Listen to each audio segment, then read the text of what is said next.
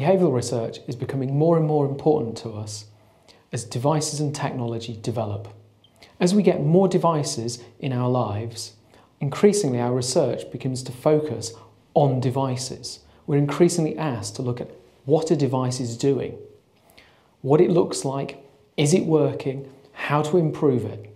It's all about researching the device. What matters more, though, is to understand the context in which the device is actually being used. We need to look at how our lifestyle around the device affects our use of it. What need is the device or the application actually fulfilling? We need to look at the situations in which we're using the devices. We need to look at how we're using them, why we're using them, and how we can use them better. A device, a product or service has to fill a need.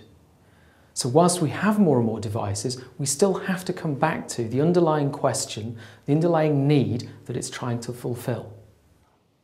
Here at Intersperience, lifestyle and context is at the centre of all of our research. We look at lifestyle and context in three different ways. The first, one of the most important ways of researching, is diary studies. In an online world, diary studies have come of age. Diary studies are now interactive. We can look and talk to people daily. They can tell us what they're doing and we can go back to them and ask them why. Online diary studies is part of the story. We also go into people's homes and interview them during a diary study period. So over a 4-week period, we're building a complex picture of how they live through the online diary, through the face-to-face interviews, and through meeting them and going out and talking to them about how they're using products and services. Second way we look at lifestyle and context is using TrendSpot. TrendSpot is our very own 24/7 research engine. By having consumers on tap all the time to take part in research activities, we build an interactive community of customers who are there waiting and able to help you with your business questions. In TrendSpot, we're interacting with customers on a daily basis. We can ask them questions, we can send them surveys, we can pull them into online focus groups. Any manner of questions can be answered in a very short timescale with a very few number of customers, or with a lot of customers over a longer period of time. But it's not all about gathering data, it's also about interpreting that data. And by having TrendSpot continuously on tap, with a research team who are capable sitting behind it, we're able to interact with customers and analyse what they're doing. Ethnographic research is basically trying to get to understand how customers live without the researcher being in the way. The purest way that we've done this before is actually installing security cameras in people's homes.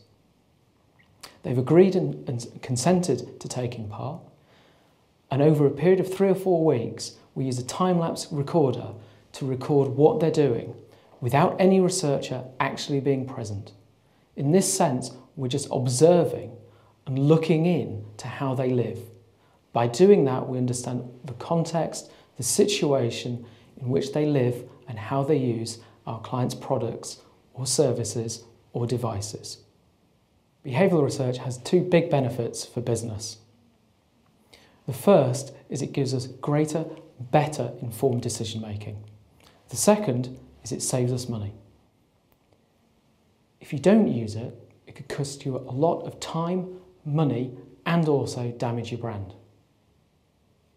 For example, if we launch a new device and then start testing it, and we start looking at whether the device works, whether customers use it, we might suddenly discover that how the customer uses it isn't how we imagined. It's much better, therefore, to invest a little bit of money at the beginning of the product life cycle, research their lives, what their needs are, and then design a device that actually fits that need.